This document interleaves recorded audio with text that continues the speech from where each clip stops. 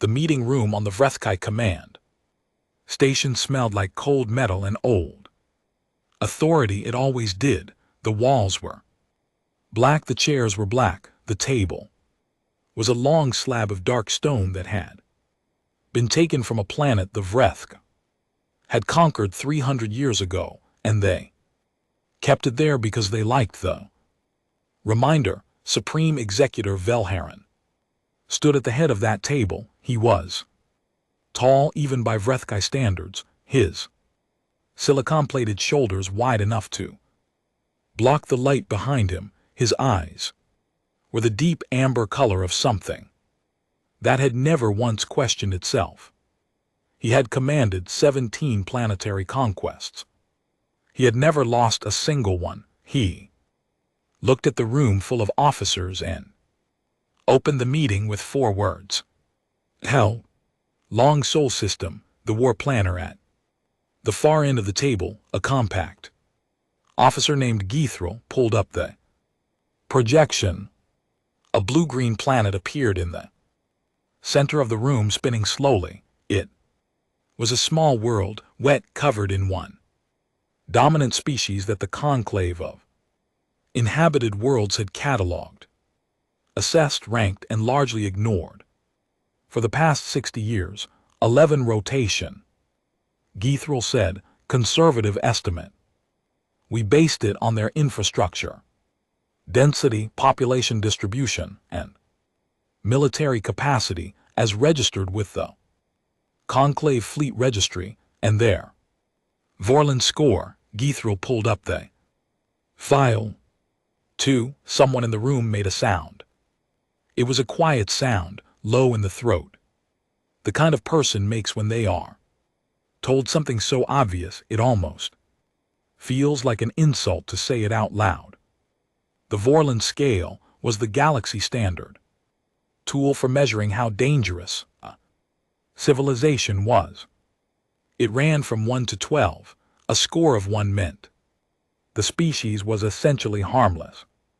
They had fire, maybe wheels, possibly a religious conflict or 2, but nothing that qualified as actual warfare. A score of 12 meant the Conclave gave that species a very wide path and spoke to them only when absolutely necessary. A score of 2 meant a species had weapons, had used them, but had not yet figured out how to use them in any way that threatened anyone outside their own solar system.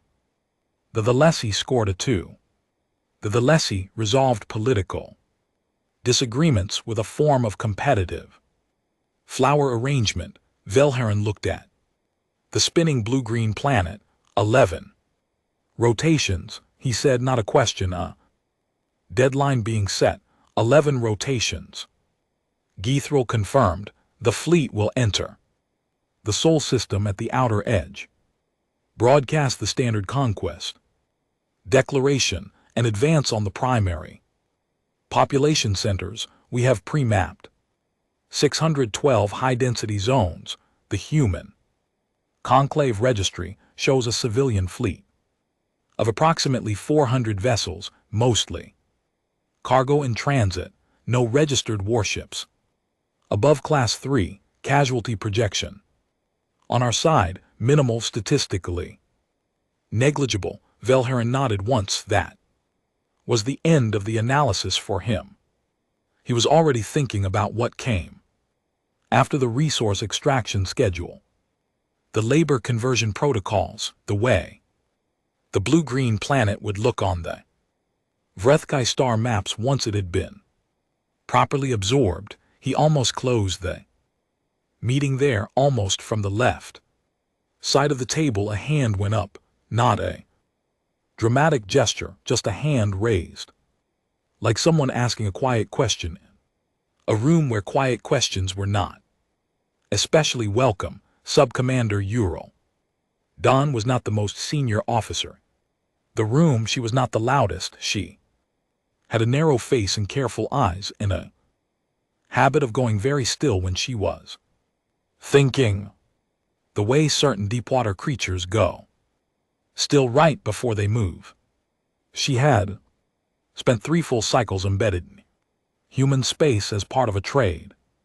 Observation assignment, not combat, not intelligence, just watching the way the humans moved their ships around, the way they built their stations, the way they talked to each other on open frequencies. Sub-Commander Velharan said, not warm, just acknowledgement. I want to request a delay. Ural Dawn said. The room did not move, but the quality of the stillness changed. 90 rotations, she continued, for deeper reconnaissance of the soul system, specifically the outer planets and the region beyond. The outer planets are mapped, Geithril said. Gas giants, ice, debris fields. The humans use the asteroid belt for mining operations, which are logged in the Conclave Registry. I know what the registry says. Then what is your concern? Ural Dawn took a breath.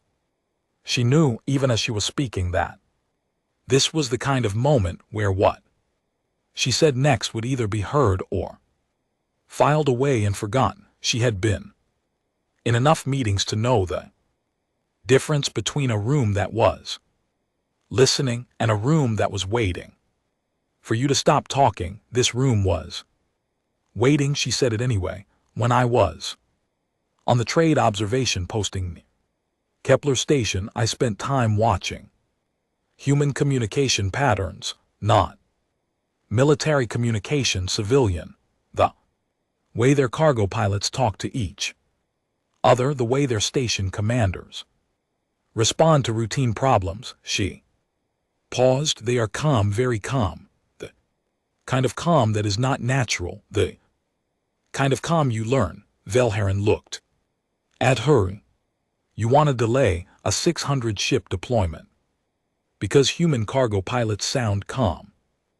I want to delay it because I have been near these people and they do not behave like a species that scores a 2. Silence. Geithril set down his tablet.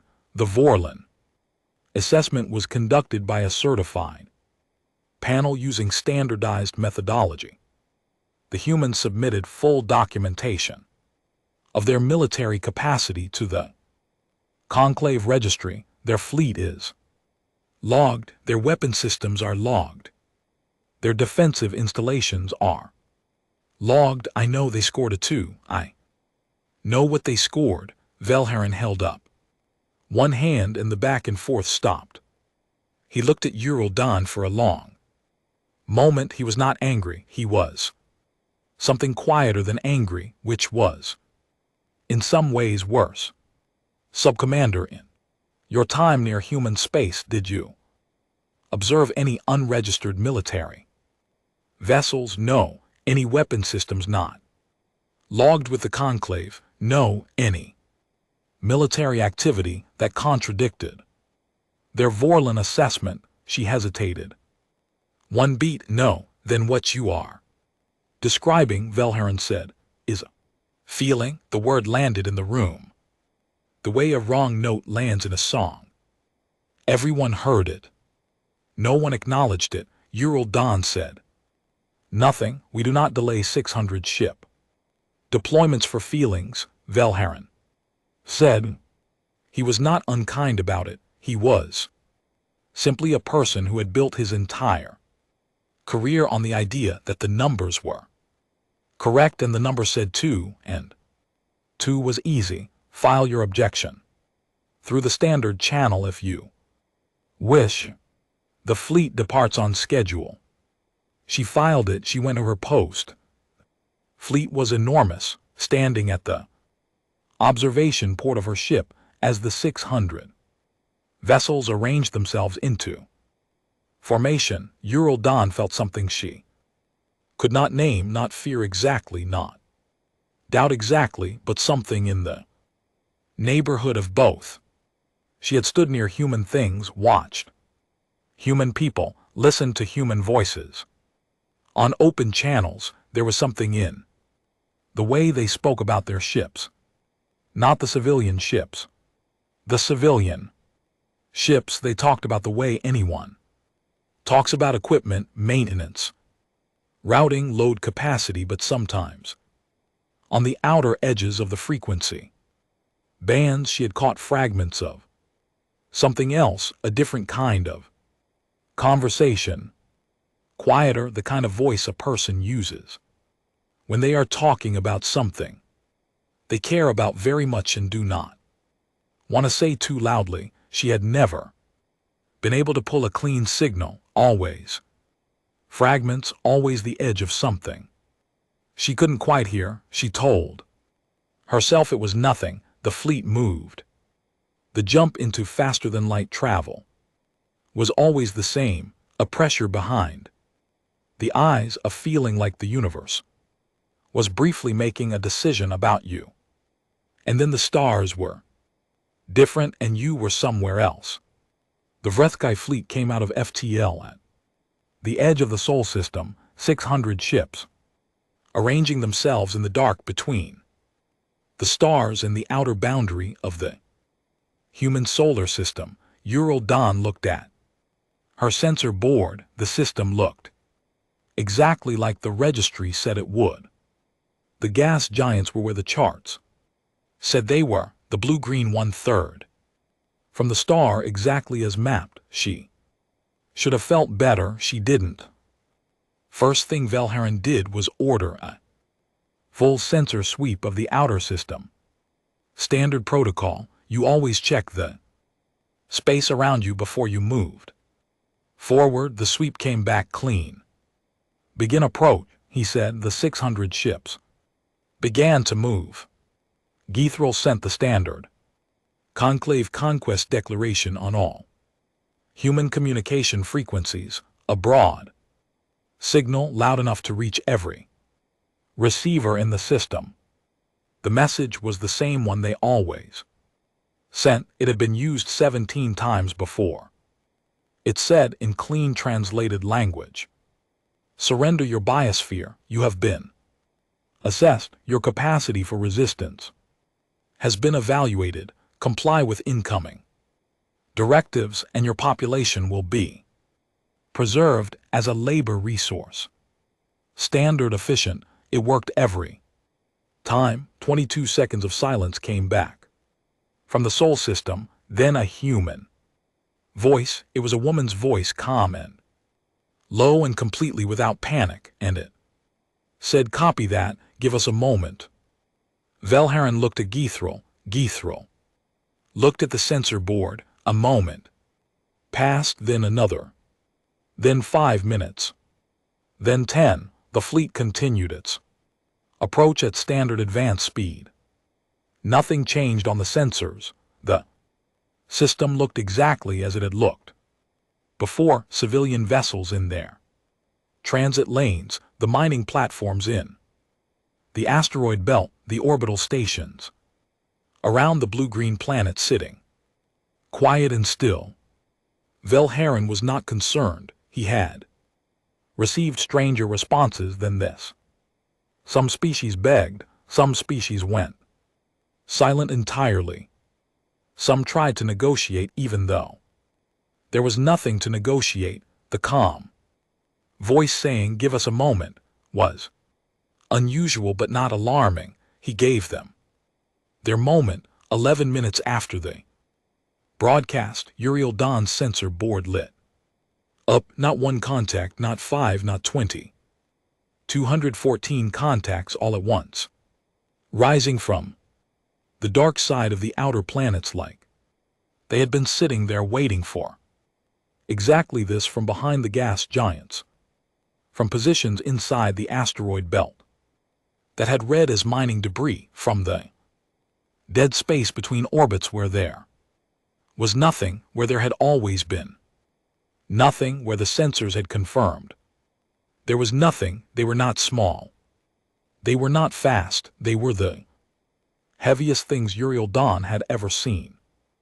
On a sensor board, dense in a way that made the readings look wrong, like the instruments were making an error, like something was interfering with the scan. She ran the scan again. Not an error. The ships were real. They were enormous and they were pointed directly at the HFY fleet. "What," said Gethril very quietly, "is that?" Uriel Dawn was already running.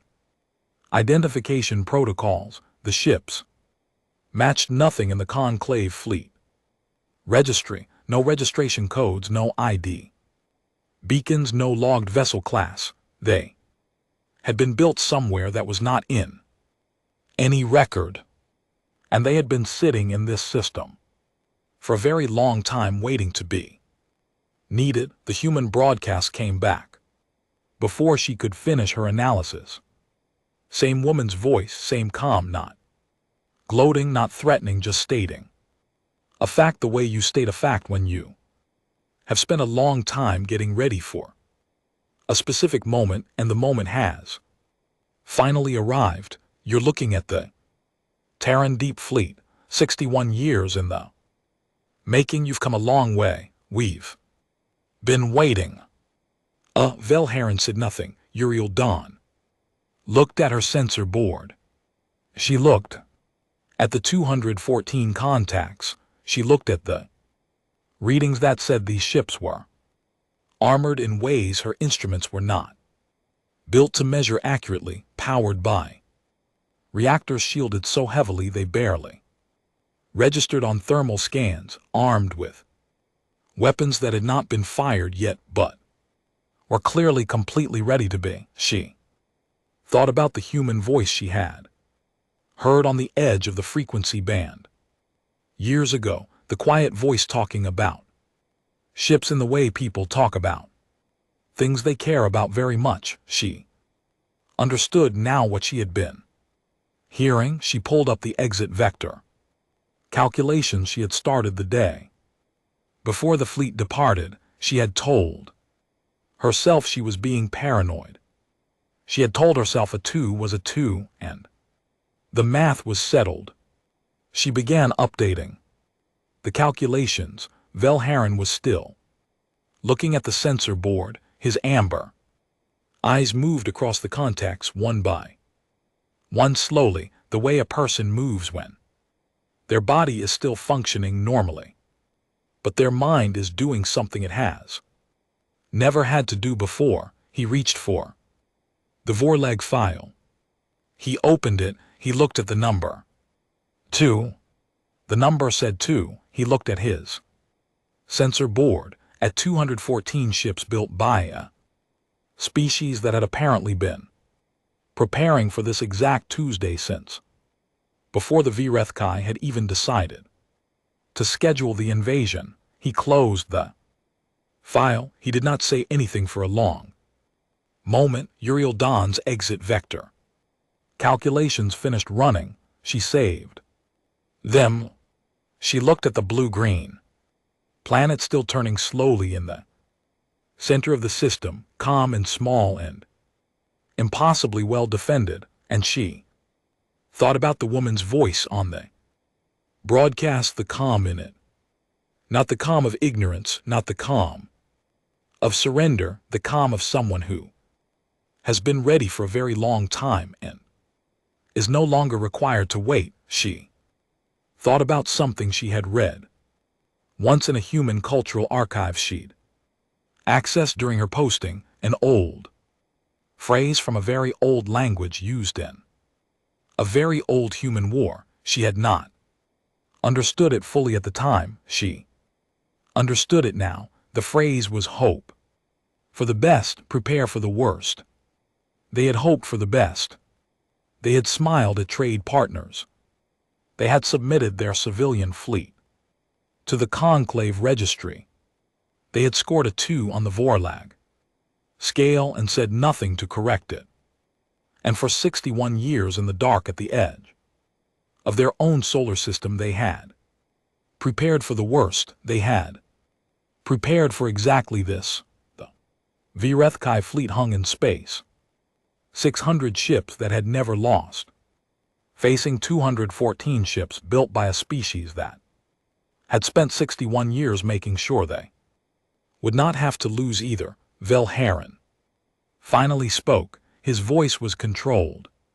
Professional, the voice of a person who has built their life around certainty and has not yet admitted to themselves that the certainty has developed a problem. Battle formation, he said. All ships to combat readiness. Order went out across the fleet. On her sensor board, Uriel Dawn watched the deep fleet contacts hold their positions. They did not form up, they did not advance, they sat exactly where they were in the dark, patient the way something is patient when it has already figured out every possible move you can make and has an answer for all of them.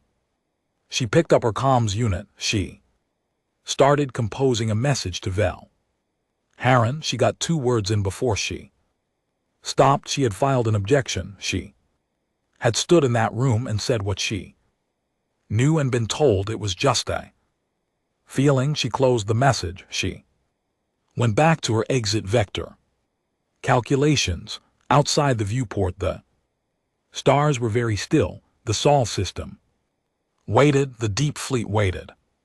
And somewhere on the bridge of a ship in the middle of that fleet, a woman with a call sign nobody had heard of yet sat in her command chair and did not look at the 600 incoming Vireth Kai vessel.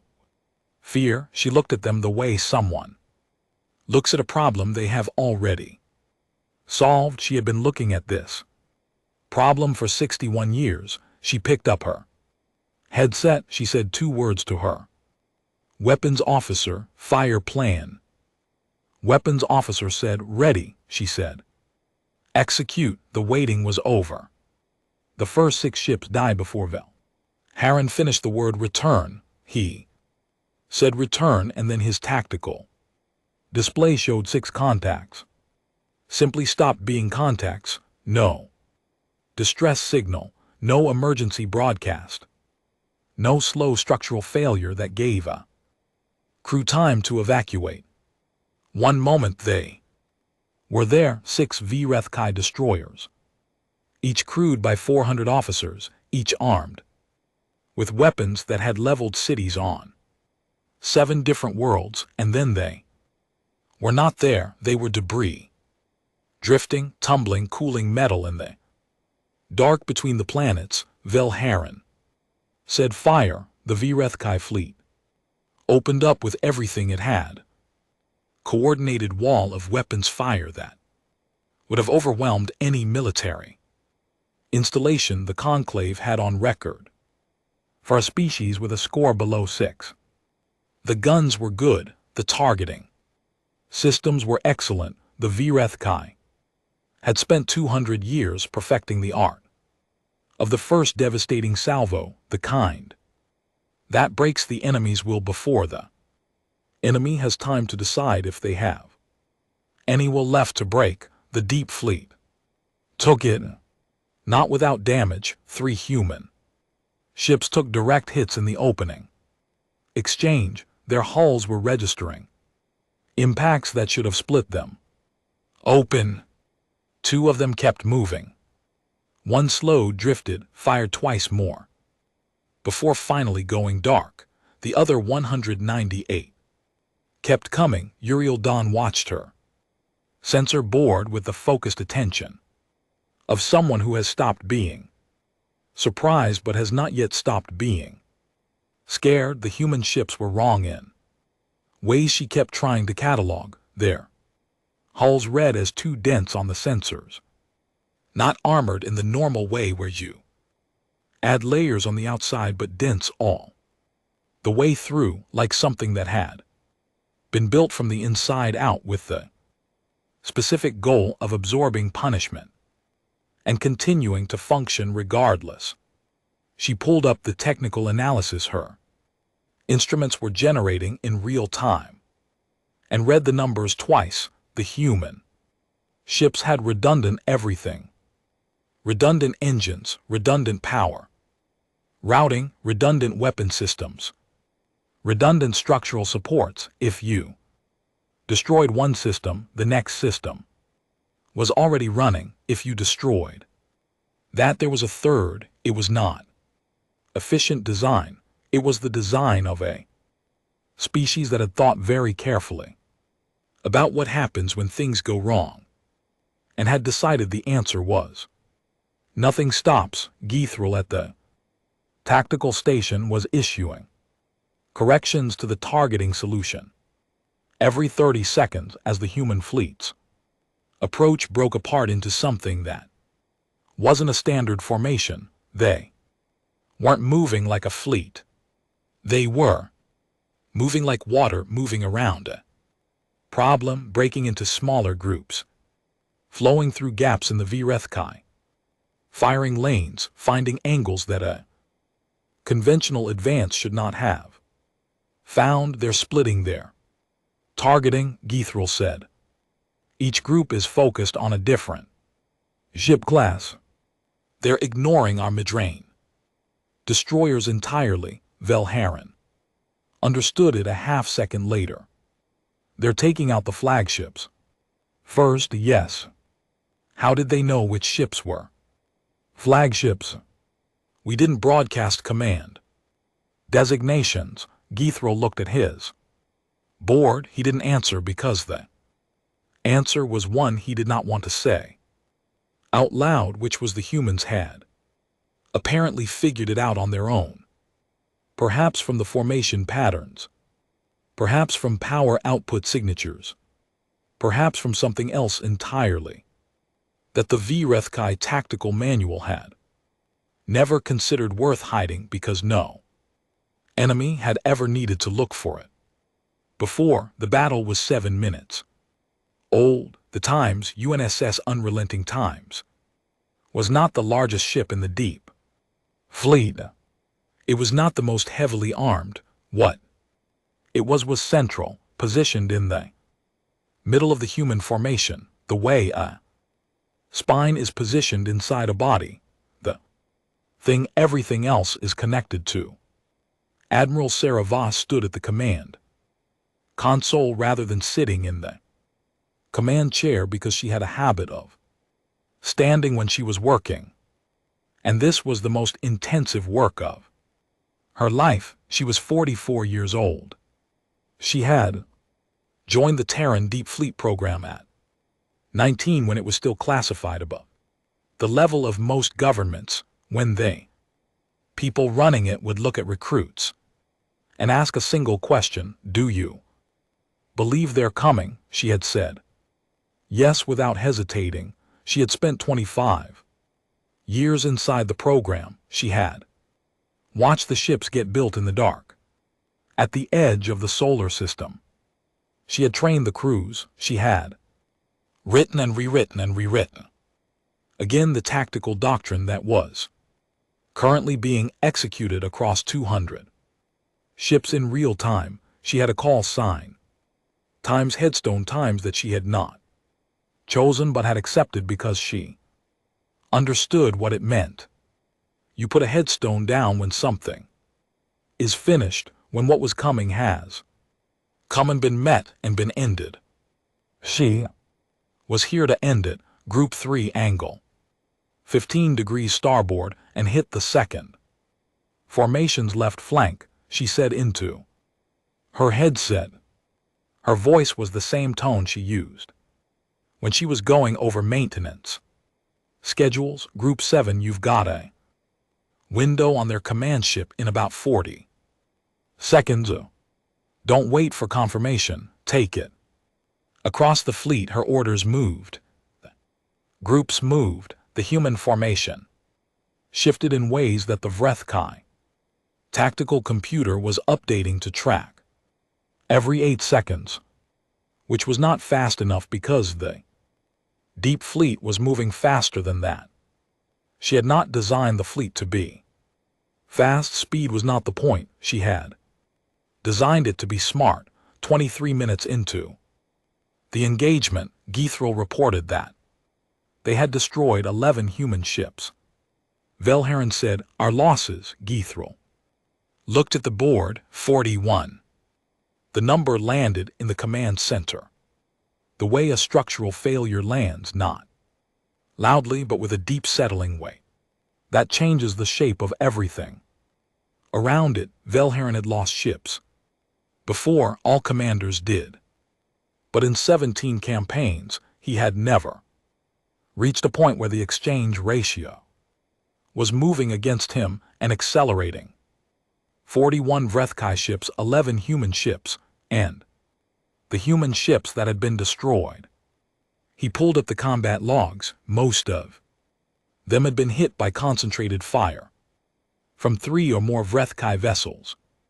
Simultaneously, the humans had built their ships to survive hits that would have ended any other vessel in the Conclave's military registry. You did not kill them with 1 shot. You did not kill them with 2. You had to pour everything you had into a single target until it finally, stubbornly, stopped. Meanwhile, his own ships were dying from single, precise human salvos. He pushed this information to the back of his mind. He was a commander. He had resources. 600 ships was a lot of ships. He could sustain losses and still win. The math still worked in his favor, he told himself. He had to sustain more losses than he'd planned. That was all. The outcome was still the same, he told himself this. He adjusted his formation and pushed the advance on the far edge of the battle in a small vessel she had tucked behind the largest rock she could find in the asteroid belt. Uriel Dawn watched the sensor feed and worked on 2 things at the same time. The first thing was the exit vector calculation. She updated it every few minutes as the battle moved, keeping it current, keeping it ready. She was not sure she was going to need it. She was not sure she wasn't. The second thing was a message she had been composing for the past 20 minutes and had not sent. It was addressed to the Times Unrelenting. She had found the ship's frequency through the battle communications that the human fleet was transmitting openly, not encrypting their internal comms, which struck her as either very careless or very confident, and she had stopped believing it was careless about 30 minutes into the engagement. The humans wanted the Vrethkai fleet to hear them talking to each other. She did not know why yet. The message she was composing was simple. She had stripped it down to the core of what she wanted to say, which was, I am a Vrethkai officer. I oppose this invasion. I can give you the current formation disposition and the command ship ID codes. I am not asking for anything in return. She read it back 3 times. She thought about Velharin's face when he had told her a feeling was not a reason to delay a fleet. She sent it. The response came back in 4 minutes. She had not expected a response at all, so 4 minutes felt like immediately. The response said, noted, find a rock, hide behind it. Voss. She looked at the sensor feed. She was already behind a rock. She sent back, already done. No response came. Voss was busy. That was fine. Uriel Dawn opened a second file and began sending what she had promised: the formation data, the command ship codes, the communication schedule she had memorized from the pre-deployment briefings. She sent it all, and then she closed the channel and sat in the dark of her small vessel and watched the battle continue. Formation data reached the Times Unrelenting Times, and Voss looked at it for 45 seconds. Well, she said to her, that's useful. She updated 4 targeting priorities. Group 7 found the Vrethkai secondary command ship. 17 minutes later, the ship had been running without its command designation active. Velharin, having ordered the codes, scrambled after the first command ship was hit. It had not helped. Voss's new Information had given Group 7 the power output signature to look for. Instead, the secondary command ship lasted 4 minutes under concentrated fire, then it was debris 2, hour 2. Of the battle, the Vrethkai fleet had lost 67 ships, the Deep Fleet had lost 19. The exchange ratio was not improving.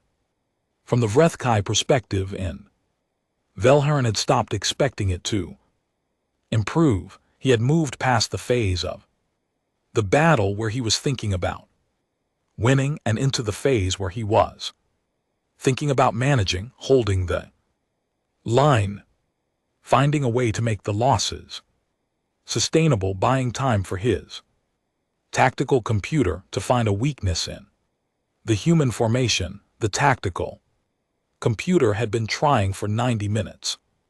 It kept telling him the same thing.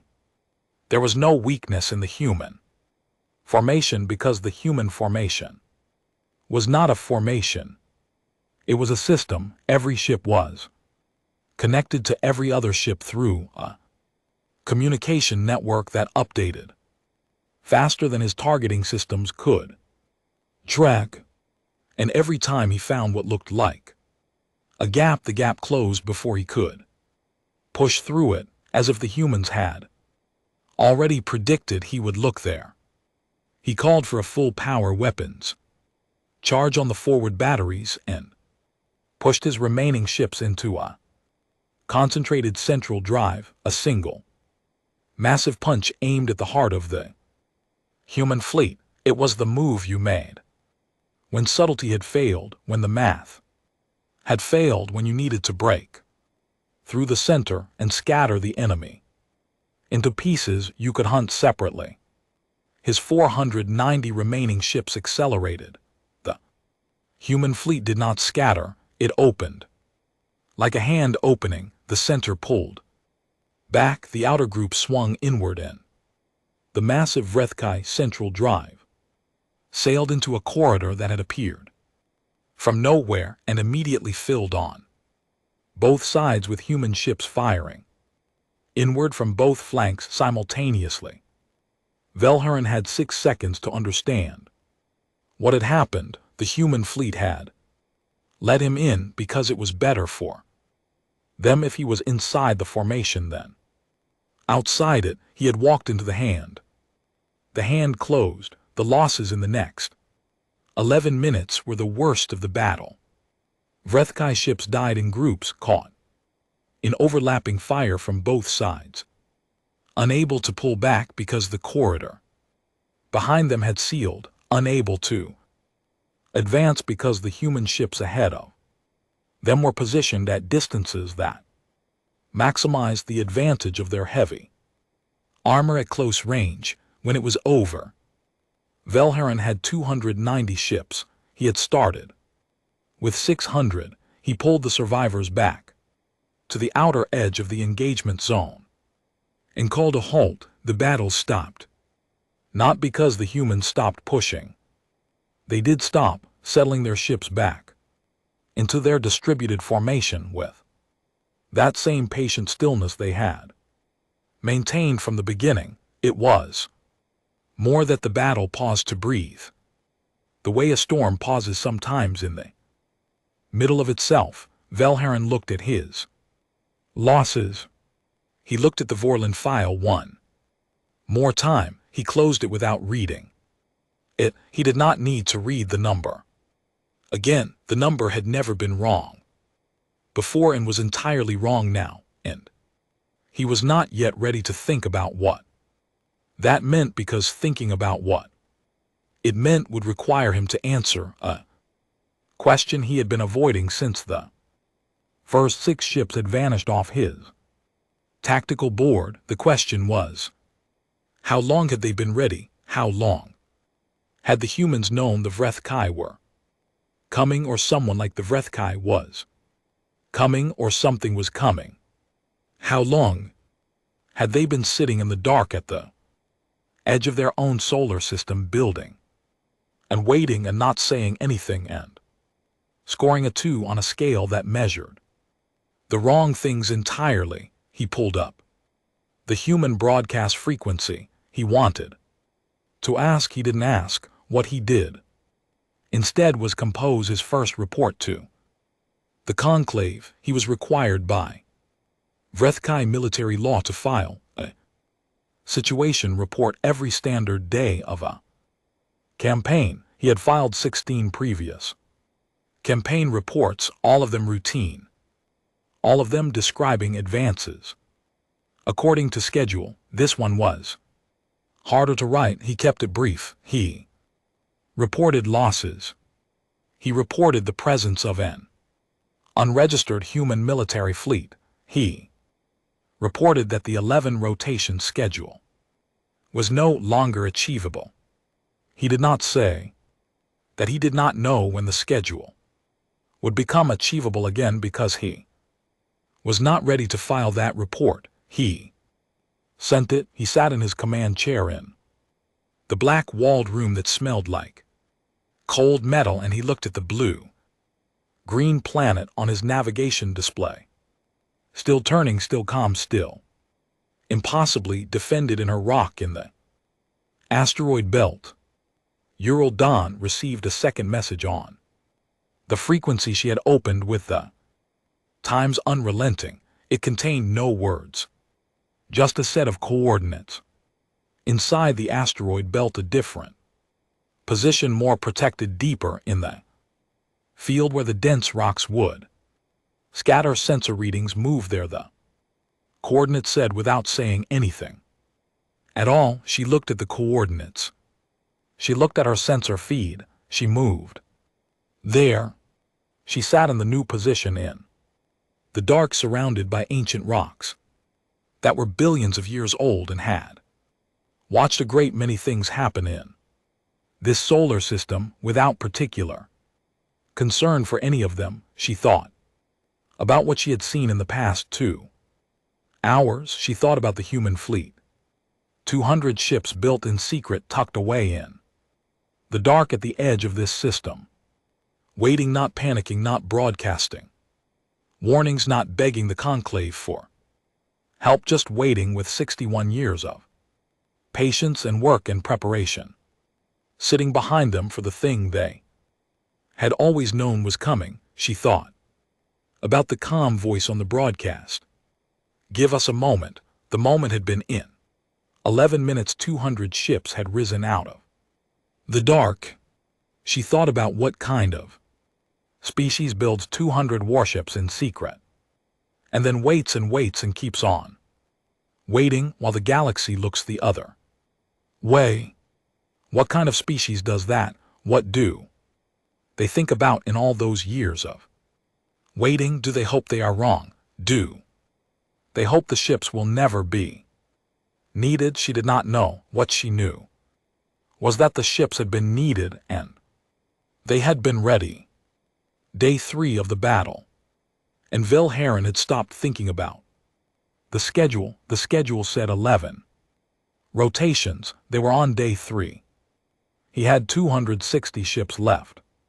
The math was not a kind thing to look at, so he stopped looking directly at it and focused instead on what could still be done, which was the only useful thing Commander could do when the situation had stopped looking like the situation they had planned for. He had changed his strategy twice. Neither change had worked. The first change had been a flanking approach, splitting his remaining fleet into 3 groups and hitting the human formation from multiple angles simultaneously.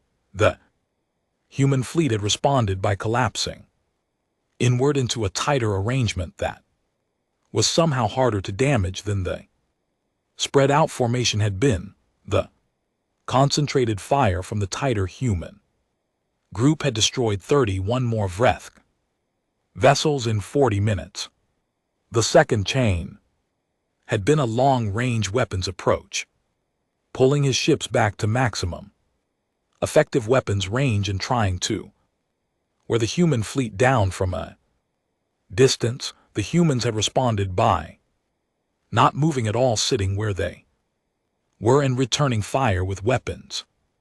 That Geithril informed him with a voice that had stopped sounding fully composed, had a longer effective range than anything in the current Vrethk arsenal, so they had pulled back. Further, the humans had followed slowly, patiently, like they had nowhere else to be. On the bridge of the Times, unrelenting Admiral Voss was reviewing a maintenance report when one of her junior officers brought her the tactical summary for Day 3. She read it without setting down the maintenance report, 2 documents at once, because the battle and the maintenance were both hers to manage, and she did not separate them in her mind the way some commanders would have. The battle was going well. She would not say this to anyone, because saying a battle was going well when people were dying in it was a particular kind of bad manner she had no patience for. 9 more human ships had been destroyed. In Day 3, every one of those ships had been crewed. She kept a mental count of the crews, not the ships. Ships were metal, crews were something else, but the battle was going well. Status on the reserve groups, she said to her comms. Officer groups 15 through 22 are holding position at the outer belt. Groups 23 and 24 are staged behind Uranus. Reserve Alpha is still in the Ort. Voss nodded. Keep them there, we don't need them yet. The junior officer who had brought the tactical summary was still standing nearby. He was 22 years old and had trained for this for 3 years, and this was his first actual combat engagement, and he had not slept properly in 3 days, which was visible in the way his eyes sat in his face. He said, "Do you think we'll need them at all?" Voss looked at him. "Yes," she said eventually. "But we're winning now." She said, "That's different from having one." She picked up the maintenance report again. "Get some food, you're not useful to me running on nothing." He went. She looked at the tactical display. 260 Vrethkai ships, still a significant force, still capable of real damage. She had lost 28 ships in 3 days, which was within the parameters she had projected, but she had projected correctly because she had spent years trying to model what a species the size of the Vrethkai would bring to an invasion of Sol, and then building everything around the answer. The answer had been a lot. Bring more. She had brought more. What the Vrethkai had not accounted for, what the Vorlon scale did not measure, was that human military design philosophy had developed over 4,000 years of fighting each other in a very particular direction. Other species built weapons first and armor second. You built the thing that hit the enemy, and then you added protection as an afterthought.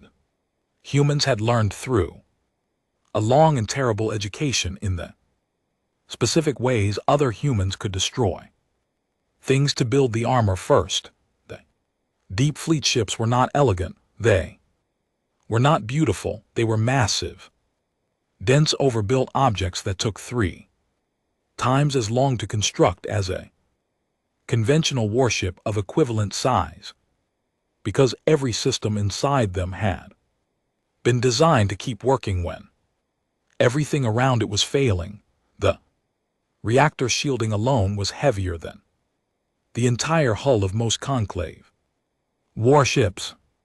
The weapons were not the most sophisticated in the galaxy, but they were accurate, they were powerful, and they were backed by enough redundant power routing that you could lose 60% of the ship's internal systems and still fire them.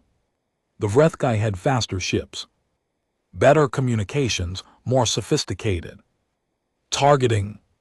They had all the advantages the Vorlon scale actually measured. They just kept hitting things that wouldn't break. On Day 4, Velharan tried something new. He had been reviewing the human tactical communications intercepts, the ones the humans were apparently transmitting without encryption, and something had struck him as wrong about them, not the content, which was professional and precise and gave away nothing useful. The wrongness was in the pattern. The human commander was too calm in her communications, not performed calm, real calm, the kind of calm that comes from knowing what is going to happen next. She knew what he was going to do before he did it. He sat with that thought for an hour, then he pulled his communications officer and asked a question he had never needed to ask before in 17 campaigns. Is there any possibility our internal communications are being monitored? The communications officer ran a check. The check took 20 minutes. The result was no. Their internal comms were encrypted too. Conclave military standard, same as always. There was no penetration, no tap, no leak. Velharan sat with that too. Then, slowly, he began to think about what else it could be. If the human commander was not reading his communications, how was she responding to his tactical decisions? Before he made them, she could not be predicting him individually. She didn't know him. She didn't know his tactical preferences or his training or the 17 previous campaigns that had built the instincts he was now operating on, but she knew the Vrethkai. She had studied them. She had presumably spent a very long time studying them, how the Vrethk thought, what they did when they had the advantage, what they did when they didn't, what moves they made when they were losing ground and needed to chain something. She had built an entire fleet doctrine around the assumption that the Vrethkai would fight exactly the way the Vrethkai had always fought. He was not fighting her. He was fighting a version of himself she had constructed in advance. This was, he realized, the most uncomfortable thing he had ever understood about another species. He changed his approach again. On day 4, not a tactical change, a harder change. He started making decisions he would not normally have made, choices that contradicted his own training, his own instincts, things that didn't make conventional military sense. He was trying to stop being predictable. He was trying to be a version of himself. She hadn't studied. It helped a little. The human fleet had to adjust several times on day 4, and 2 of its adjustment moves opened small windows that his ships managed to hit. They destroyed 7 human vessels that day. Instead of the previous daily average of 4, he lost 33 in her rock in the asteroid belt. Ural had been watching the battle data for 4 days. She had eaten twice, slept in her chair, and was beginning to feel the particular kind of tired that lives behind the eyes and makes everything slightly blurry around the edges. She had sent a total of 6 data packets to the Times, Unrelenting Times, over the course of the battle formation updates as Velharan rearranged his force's power signature. Changes she noticed on the sensor feed, the shift in communications frequency, timing that she'd caught on day 2. She had not asked for anything. She had not reestablished contact. She had simply sent the data when she had it and gone back to watching. On day 5, she received a single message from the Times Unrelenting. It said, "Good eyes, Voss." She looked at it for a while. She composed a response 3 times and deleted all 3. Finally, she sent one sentence, "What happens when it is over?" The response took 40 minutes, which meant Voss had been busy when the message came in and had only gotten to It when she had a moment, for you. Undecided, for them they go home, v. Uriel Dawn read it, read it again, they. Go home, not they are destroyed, not. They are captured, not they are. Processed as war criminals, they go. Home, she put her communicator down and went back to watching the sensor feed. Day 5 was when the reserves appeared. Velharan had pushed his remaining forces into a new configuration, wider, more spread out, designed to cover more of the human fleet's flanks and prevent the closing hand maneuver that had cost him so much on Day 2. It was a reasonable response to Day 2. Gethrael had suggested it. The tactical computer had agreed it was the correct adjustment. 17 minutes into the new configuration, the sensor board added contacts, not 214 this time, 81. They came from inside the asteroid belt, from behind the gas giants, from positions that the new formation had accidentally exposed when it spread out, positions that could not be reached by the wider formation without completely reorganizing, which would take time, during which the new ships would be free to move. Velharan looked at his board. He counted the new contacts, then he looked at the remaining human fleet, which had not used this moment to advance. It was waiting, holding its position, as if it didn't need to advance because the new arrivals were already moving into positions that would complete the tactical picture without any help from the main fleet. The new ships moved into a pattern he recognized. After a moment, they were closing off his exit vectors, not blocking them entirely. There were gaps, but the gaps led to specific corridors, and at the end of those corridors the main fleet was waiting. They were not attacking him. They were hurting him. Executor Geth Rail said. His voice had fully lost its professional tone now. He was saying the word the way a person says it when they don't know what comes next. The new contacts are blocking our primary retreat path. I can see that. What are your orders? Velharan looked at his 219 remaining ships.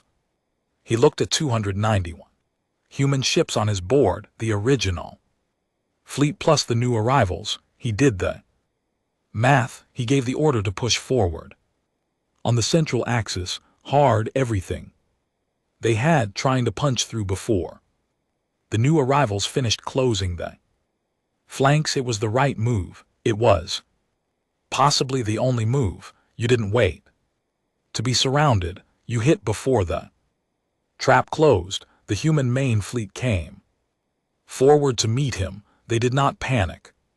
They did not scatter. They came forward like a wall, the way Velharan had come forward 17 times in 17 campaigns on 17 different worlds, certain of the outcome, and he had the strange and deeply unpleasant experience of understanding for the first time in his life what it must have felt like to be on the other side of that wall.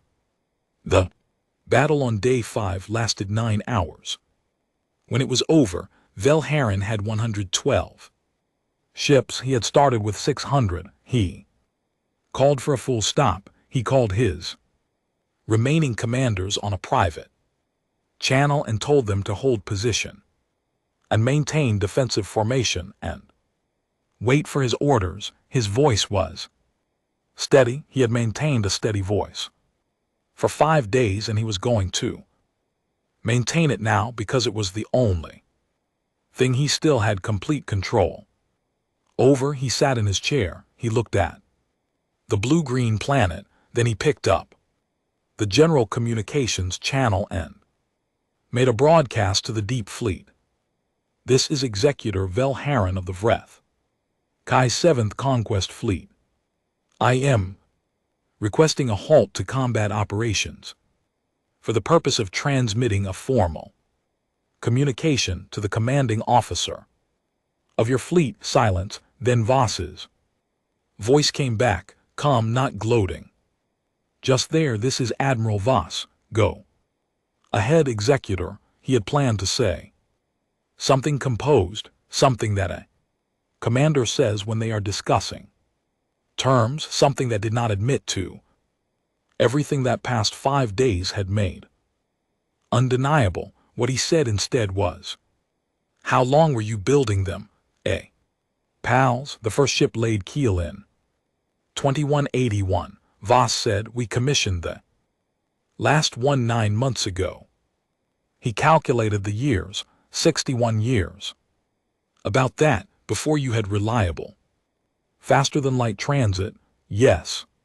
You started building warships before you could reach the stars. We knew something was out there, Voss said. We figured it was better to be ready. Vel Heron sat with that. He had conquered 17 worlds. He had looked at the Vorlag scale scores for all of them, and the numbers had always been right. The numbers had told him what he was walking into. The numbers had never been wrong. The number had said too. The Vorlag scale, he said, did not account for. You know, Voss said it didn't. He sent his first honest report to the conclave that night, not the managed version, not the version that framed the losses as temporary, the honest one. He described the deep fleet. He described the tactics. He described what the Vorlag scale had missed and how it had missed it and what the cost of that missing had been. He ended it with one sentence. The Vorlag scale does not account for these people. He sent it. He looked at the stars. Somewhere in the asteroid belt in her rock, Uriel Dawn was looking at the same stars. She pulled up the message from Voss.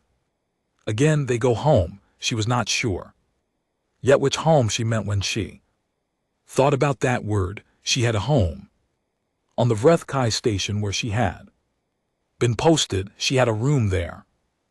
Small one. It had a window. She looked at the Sol system outside her ship's viewport. It was a quiet system, clean. The blue-green planet turned. The star burned. The asteroid belt drifted. She thought about the fact that this species had looked at the galaxy around them 61 years ago and decided, without knowing who was coming or when or in what number, that when they came, they would not find humanity unprepared, not defiant, not aggressive, not warmongering, just ready. There was a difference, she thought. A significant one. She was still working out what the difference was. Outside, the battle was paused and the stars were very still. The battle ended on day 7, not with a final explosion, not with a dramatic last stand. It ended with Vel Heron's 112 ships requesting safe passage out of the Sol system and Voss granting it on 3 conditions: all weapon systems powered down, all propulsion held to minimum transit speed, and a single Terran observer vessel would accompany the Vrethkai fleet to the edge of the system. Vel Heron accepted all 3 without negotiating.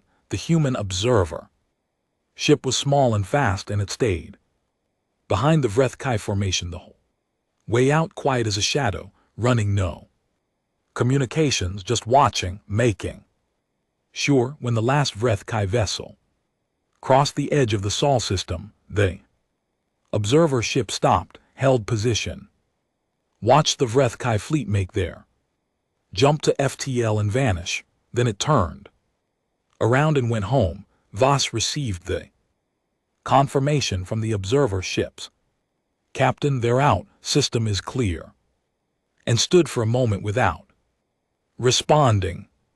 Her comms officer waited. Her tactical officer waited. The whole bridge waited with the specific quality of waiting that happens when everyone knows something significant has just finished and nobody is quite sure how to be now that it's done. Voss said, battle log closed. All hands stand down from combat readiness. Group commanders begin recovery operations. She took off her headset and set it on the console. She walked to the back of the bridge where the observation bay was, a small room, barely big enough for 6 people, with a wide, curved viewport that looked out at the stars. She went in. She closed the door. She stood at the viewport and looked at the Sol system, the asteroid belt, the gas giants, the inner planets, and beyond them the blue-green one. She was holding a photograph, paper, old. The image was of a woman in her 50s standing in front of a construction frame that was too massive to fit fully in the picture, just a section of it, a curve of hull plating the size of a city block, still raw and unfinished, lit by temporary work lights. The woman in the photograph was squinting against the lights and smiling. The woman was Voss's mother. Her mother had spent 30 years working on the Deep Fleet construction program in the Uit Cloud. She had been on the team that designed the hull density specifications that had made the Vreth Kai weapons so frustratingly ineffective. She had retired 6 years ago. She was still alive, living in a city near the coast in a country that would have been destroyed in 11 rotations if the fleet had not held. Voss looked at the photograph. She looked at the stars. She did not cry. She was not going to cry, not because crying was wrong or weak, but because she had set that aside time ago, and it would come back to her later in its own time, and she knew that from experience. Grief found its moment. You did not have to find it first. What she felt now was something that did not have a clean name, not triumph. Triumph was too light for what had been spent to get here, not relief, because relief implied she had been afraid, and she had not been afraid. Exactly, she had been ready, which was different. What she felt was closer to the way the ground feels after a long storm, quiet, still, permanently changed in small ways you would not be able to measure until later. She stood there for 11 minutes. Then she put the photograph in her jacket pocket and went back to the bridge. There was a lot of work to do. The recovery operations took 6 days. 28 Deep Fleet ships had been destroyed in the battle, some of them going dark quickly and some taking time. The crew recovering numbers from the debris fields were difficult. The Deep Fleet rescue teams worked around the clock, methodical and professional, and at the end of 6 days, the numbers were what they were and could not be made better by working longer. Voss read the final count herself. She did not ask anyone to summarize it. Then she sat down and wrote 28 individual messages, not the standard casualty notification format that military systems generated automatically, her own words. It took her 3 days. She sent them through the official Terran Defense Council channels with a personal flag that indicated they were from the fleet commander directly. She did this in the time between managing the recovery operations and the political situation. The political situation was considerable. The conclave of inhabited worlds had been receiving signals for 7 days. The first signals had been politely confused official inquiries about the unregistered military vessels appearing on sensors near Sol. By day 3, when the battle data started filtering through conclave monitoring stations, the signals had become less polite and more panicked.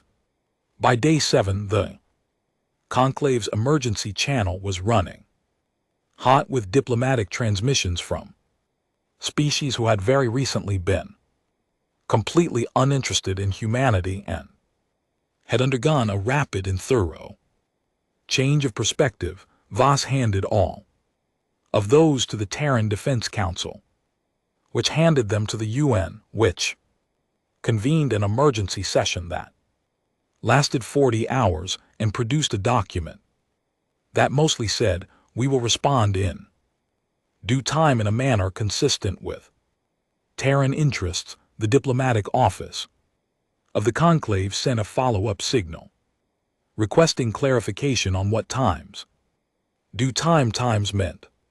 The UN response to that was a masterpiece of pleasant language arranged to mean absolutely nothing, which was something humans had been refining for several thousand years of diplomatic practice. Uriel Dawn emerged from her rock on day 7 when Voss sent her coordinates to an escort vessel that brought her to the Times. Unrelenting. The escort vessel was crewed by a woman named Chen, who did not ask any questions, which Uriel Dawn was grateful for because she did not have good answers to the most obvious ones. The Times' unrelenting Times was larger from the inside than she had expected, clean, functional, without decoration. Every surface was working surface, every space was justified. She had been in Vrethkai warships all her life, and they had a particular aesthetic of controlled intimidation. The black walls, the dark stone, the heavy presence of authority built into every design choice. Times' unrelenting Times did not look intimidating, it looked busy, like a place where people worked. The ensign who met her at the docking bay was young, the same young ensign she had seen referenced in the communications logs.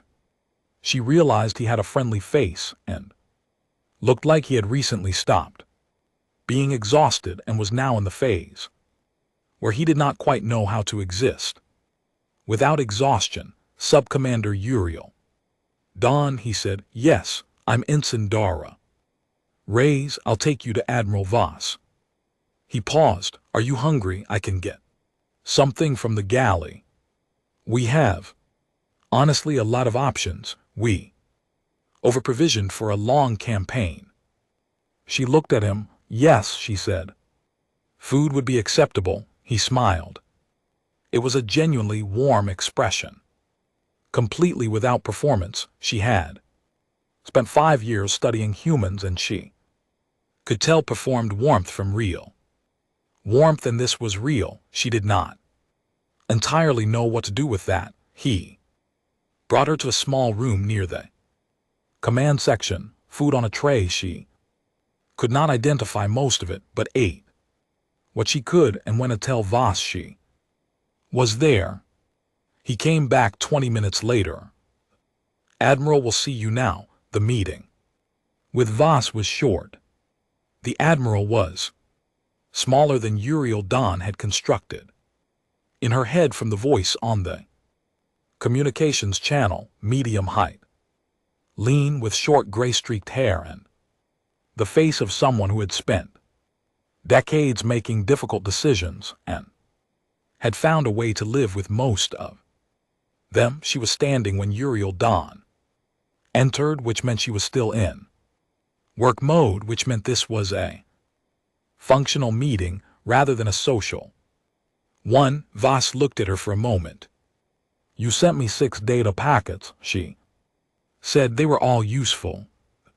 Formation change on day 4 saved 2 of my ships." Uriel Dawn said. "I filed a formal objection to the invasion before the fleet departed. It was denied." "I know, we intercepted your objection." Uriel Dawn had not known they could do that. Voss said. "You want to know what happens to you?" "Yes." Conclave will process the Vrethka personnel through standard post-conflict Protocols. Repatriation. You're entitled to go with them. Voss paused. You can also apply for observer status here. I'll support the application if you choose to make it. Why? Because you did the math when it mattered, Voss said. People who do the math when it matters are useful. Uriel Dawn sat with that. I will think about it, she said. Take your time. Voss picked up a tablet from her desk. She was already moving on to the next thing, as Uriel Dawn was beginning to understand. She always was. Raise will show you to quarters. We'll sort out the formal arrangements when the Vrethk transport arrives. That was the end of the meeting. Walking back through the corridors of the Times, unrelenting Times, with Ensign Reyes, Uriel Dawn watched the crew. They were tired. They were visibly, deeply tired in the way that 5 days of combat exhaustion sits in a body. The shoulders carry it, the eyes carry it.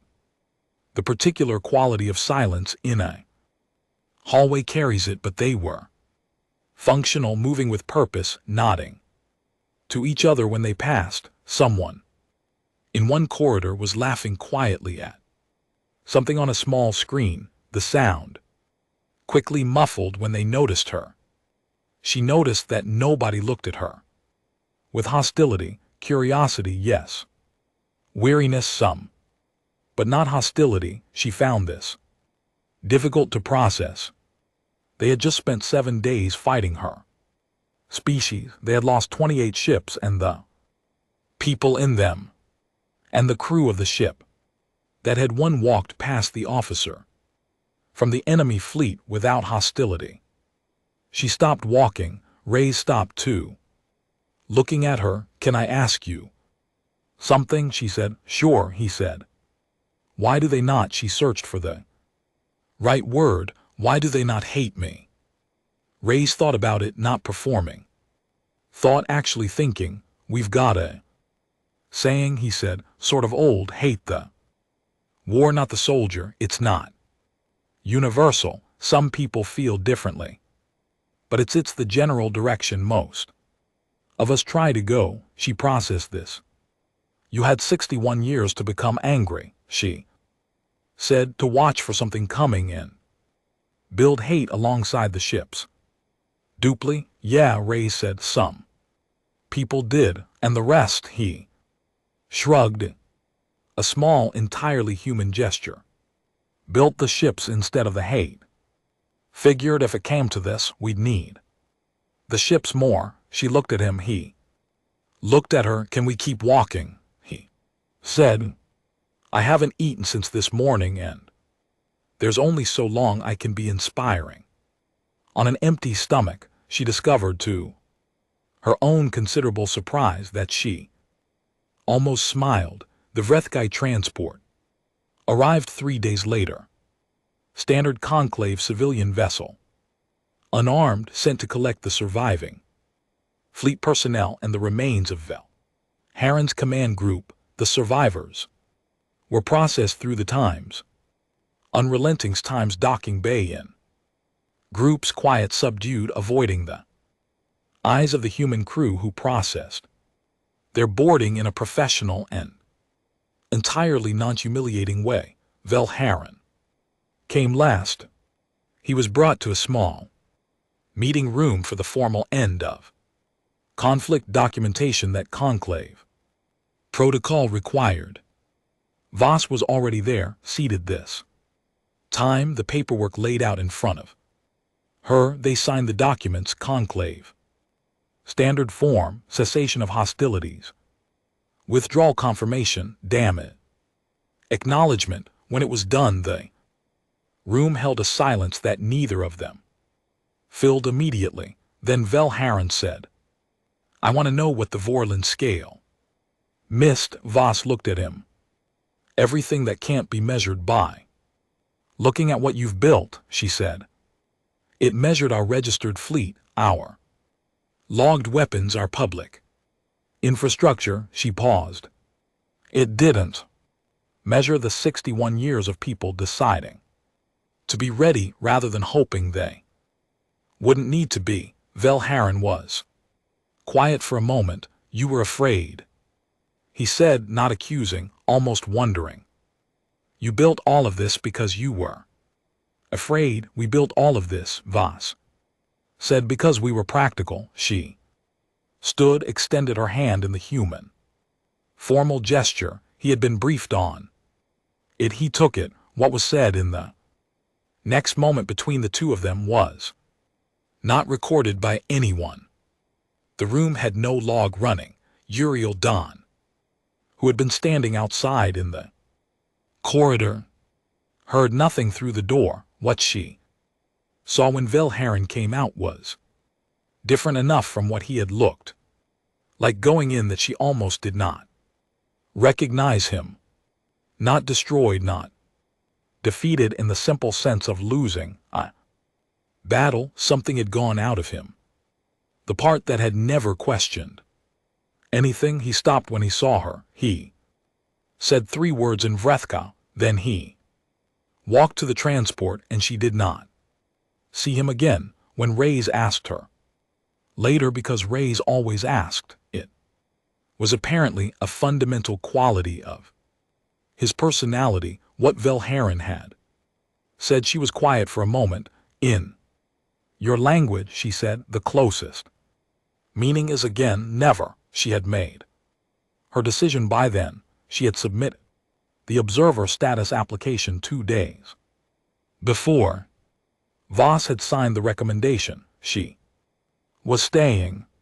She stood at the viewport of her quarter's small room, a window not so different from home, and watched the transport take the Vrethkai personnel away. She watched until the ship was too small to see, and then continued watching the space where it had been. The Sol system was quiet. The blue-green planet turned in the distance, catching the light of its star, looking exactly like the pictures she had seen of it in the archives. Unremarkable, small, impossibly alive. She had come to this system as part of a fleet that intended to own it inside 11 rotations. She was now a resident. She had not made this decision sentimentally. She was not a sentimental creature. She had made it because of the math, because of everything she had watched in 7 days of battle, because of the calm voice on the broadcast, the 61 years of preparation, the ships rising from the dark, the ensign who could not be inspiring on an empty stomach, and 3 words from a broken executor who had never in his life been required to be afraid. She stayed because of the math. The math said this was where things were going to happen next. Whatever next times turned out to be. The conclave of inhabited worlds had existed for 412 years. In that time it had managed trade disputes, border conflicts, 3 cases of species-level extinction events, and 1 full-scale war between the Heth Confederacy and the Ossel Republic that had lasted 20 years and reshaped the western arm of the galaxy. It had processed the membership applications of 67 species. It had adjudicated 614 formal complaints. It had held thousands of emergency sessions. It had never held an emergency session quite like this one. The session lasted 40 hours. The representatives of 31 species sat in the great chamber of the conclave station, a vast circular room designed to make everyone feel equally small, which usually worked, and looked at the battle data from the Sol system on their displays and said nothing useful for a very long time. The Heth ambassador said they had no registered military fleet above class 3. No one responded to this because it did not require a response. Everyone knew what the registry said. The registry was the problem, the Mallory representative said. They submitted complete documentation. To the conclave we have their signatures, they declared all registered vessels, there is no violation of conclave transparency protocols. Heth ambassador said the ships were not registered, the Mallory representative said. There is no requirement to register ships that have not left your home system. Silence. This was technically correct. The conclave transparency protocols required member species to register military vessels that operated in shared interstellar space. The Deep Fleet had never left the Sol system. It had been built in the Sol system, had operated within the Sol system, and had engaged in invading force within the Sol system. Every ship was, by strict legal definition, a domestic vessel. 3 more species representatives looked at their legal advisors. The legal advisors all had the same expression. The usual representative, who was old enough to have been alive during the war with the Heth and therefore had a specific relationship with the concept of military surprise, said very quietly, the question we should be asking is not whether they violated protocol. Question is how long we were wrong about them and what else we are wrong about. That landed differently. The chamber went a different kind of quiet. The Vorlon Commission was the conclave's response to its own embarrassment, assembled within 10 days of the battles, and it was the most qualified panel that had ever been put together for the purpose of reassessing a species military classification. It included 3 leading xenosociologists, 2 former military commanders, a conclave data analyst who had designed the original Vorlon scale methodology, and an independent observer from a neutral species that had never interacted with humanity. They reviewed everything: the battle data, the 61 years of construction records that the Terran Defense Council released voluntarily in a gesture of transparency that the Commission found simultaneously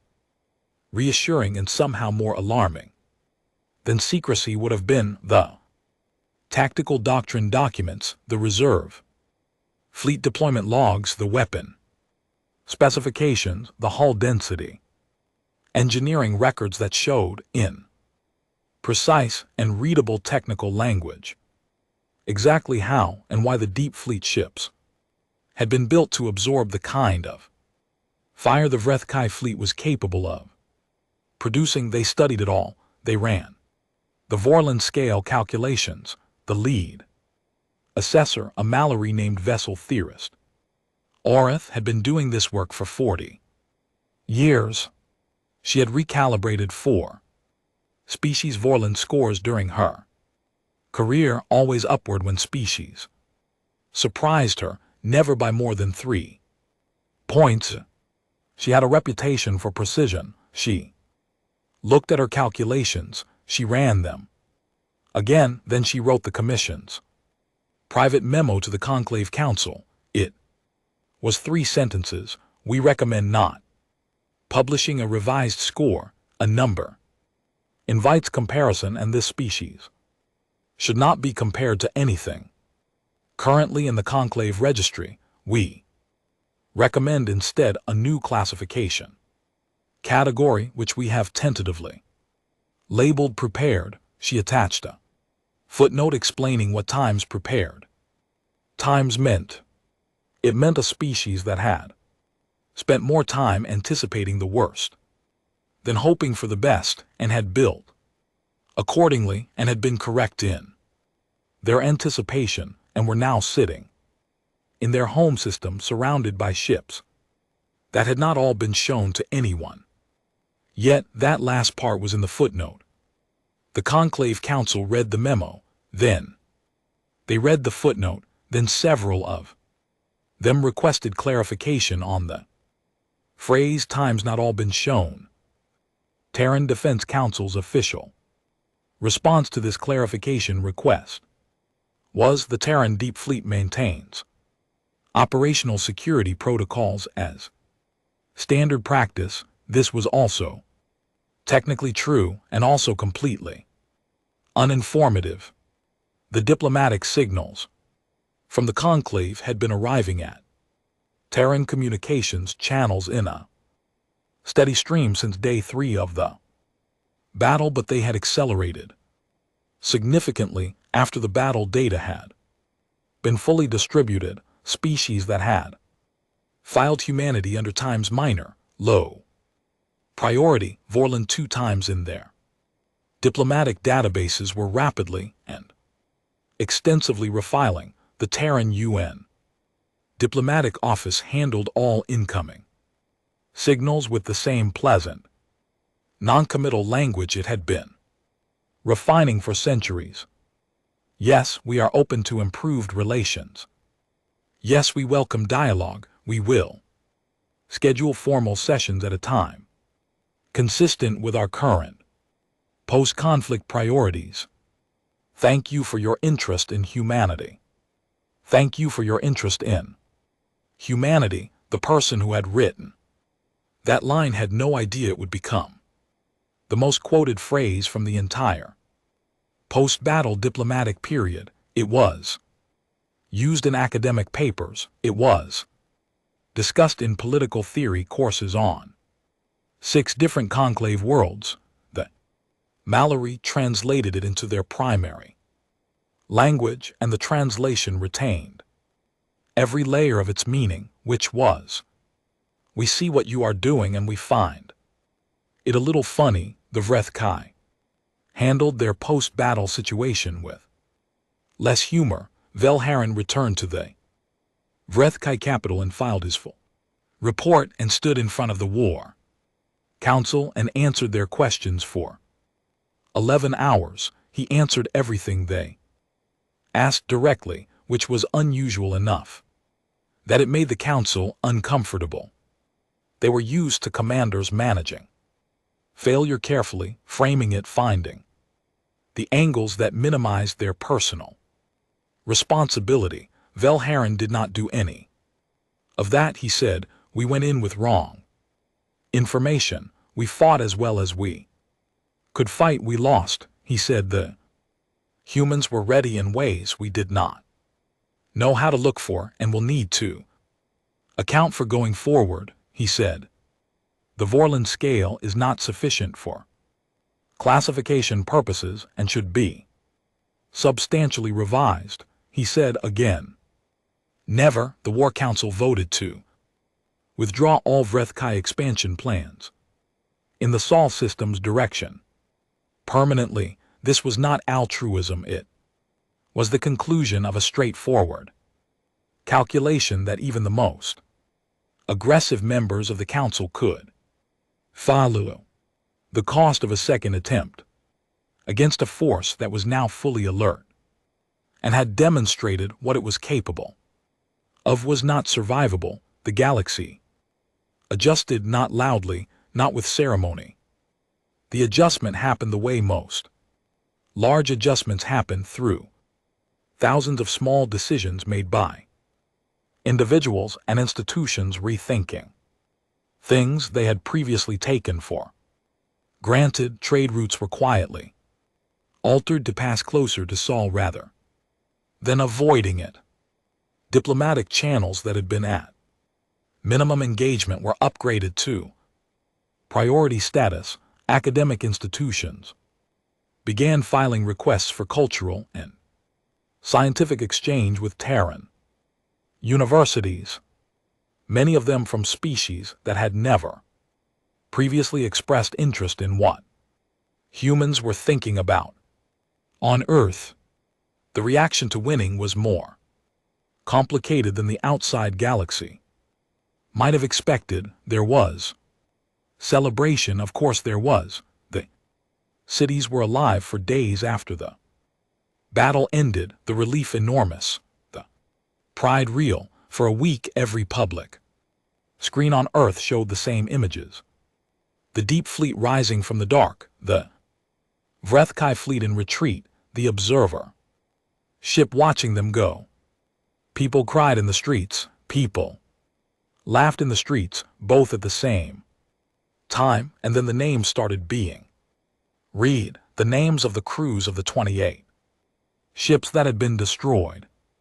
Each name read in full by a different person in a different clear's throat. City broadcast across all public channels simultaneously. It took 4 days to read all of them. The planet that had been celebrating went quiet in a particular way during those 4 days, not grief that replaced the relief, both at the same time, the way it always is when a thing has been won and you count what was paid. Voss was in Canberra for the official ceremony when the battle was formally closed on the Terran defense record. She stood on a stage in a large public space and received the honors and said the right things and looked composed, because she was composed in the way that had nothing to do with not feeling things and everything to do with having already decided how she was going to carry them. After the ceremony she walked back to her transport and a journalist caught up to her and asked the question that had been in every news cycle for a month. Admiral, what do you say to the species in the conclave who are now seeking friendships with Earth? The same species who looked the other way when the Vrethkai fleet departed. Voss stopped walking. She looked at the journalist. She said, I say welcome. I say we look forward to productive relations. I say the people who built and crewed the deep fleet did it so we would have the option of choosing our future rather than having it chosen for us. We've done that. Now we get to decide what we build next. Number 3, and the deep fleet itself, the journalist said. There are calls in some member states for decommissioning for a show of good faith to the conclave. Voss smiled. The deep fleet is not a threat to anyone, she said. It is a guarantee. There is a difference. She got in her transport. The journalist stood on the steps and typed their notes. 2 months later, Oriel Dawn was interviewed by a graduate student in Seoul who was writing a thesis on the post-battle conclave realignment. The student was young and earnest and had prepared 40 questions, most of which Oriel Dawn answered briefly and precisely. She was developing a reputation on Earth as someone who gave clear answers to unclear questions, which she understood was considered a virtue here. 40 questions in, the student asked one she had not prepared. What surprised you most about humanity? Oriel Dawn sat with it. The student waited. She had learned, interviewing this particular subject, that you waited. Oriel Dawn said, every spacefaring species I know of, everyone built weapons when they felt strong, when they had resources, stability, confidence, strength made weapons. She paused. Your species built weapons when you felt vulnerable, when you did not know what was out there, when you had no confirmation that anything was coming. Another pause. You were afraid, and instead of hiding that fear, you made it into something useful, something structural. You built the fear into the hull and launched it into space. The student was typing fast. Is there a word for that in your language? The student asked. Oriel Dawn thought about it for a long time. No, she said. I do not think we had the concept. Interview was published the following week, in the one line, times you built the fear into the hull and launched it Into space, times went further than anything else in the piece, translated into 47 conclave languages, discussed in diplomatic briefings and academic papers, and eventually carved into the dedication wall of the Terran Deep Fleet memorial that was built 2 years later in the asteroid belt near the position where the first Vrethkai ship had been destroyed. Not a triumphant monument, a quiet one, names on stone, a dedication. And that line, the Deep Fleet did not stand down. This was not an aggressive act. It was not announced as a policy. It simply continued to be what it had always been, ships in the dark in their positions, quiet and ready, registered.